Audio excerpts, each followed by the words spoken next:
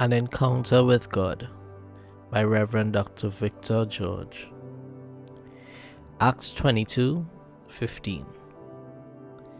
You will be his witness to all men of what you have seen and heard. This story is what movies are made of: drama and the dramatic.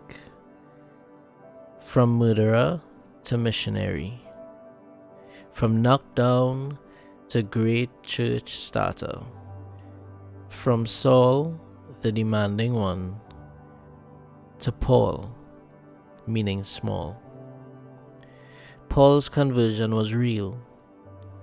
He moved from an encounter with God to become a witness to Jesus as Savior.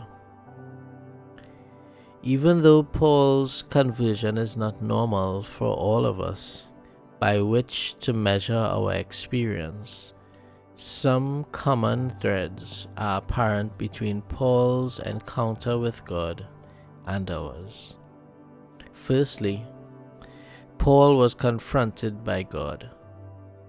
God called to Saul and questioned him, "Why do you persecute me?" Paul's persecution of the church caused God pain as he watched his children hurt. All sin against God's people hurts the heart of God, and our treatment of people affects how God views us. Therefore, we must always remember how we treat the church impacts God's dealings with us. How could such a religious man like Paul, a devout Jew, become so hardened against other people? He misused his power. Even though he was educated, he was arrogant and angry. He was driven, but directed his motivation toward destroying the church. He was well connected with political and religious leaders, but misused his influence. Today, God confronts us, both you and I. He may use a flickering light rather than a bolt of lightning. Our day may be interrupted by a painful report from others reminding us to evaluate our relationship with others.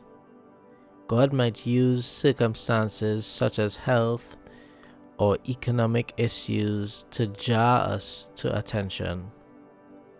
He may deal with us through internal questioning, or he may simply present himself to us so obviously that we know he requires new ways of thinking and acting. Secondly, Paul was chosen. The light Paul saw on his way to Damascus was Jesus.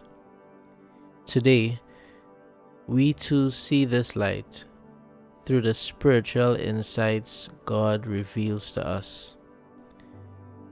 When we respond to the flickering lights, the lightning bolt is unnecessary because we give attention to what God reveals and commands, keeping him from ramping up the charges.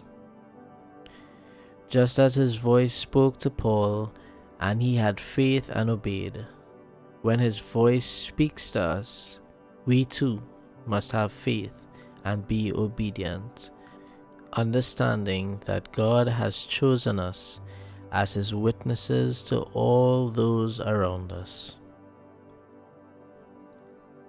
O Lord, my God, help us to live in constant awareness of your presence in our lives,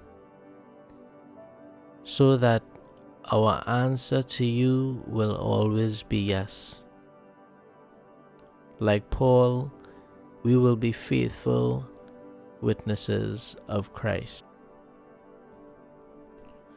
I'll say yes, Lord, yes, to your will and to your way. I'll say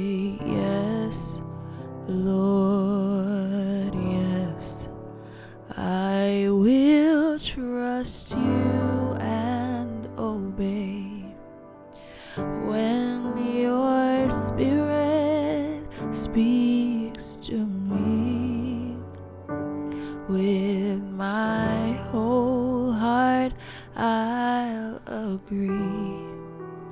And my answer will be yes, Lord.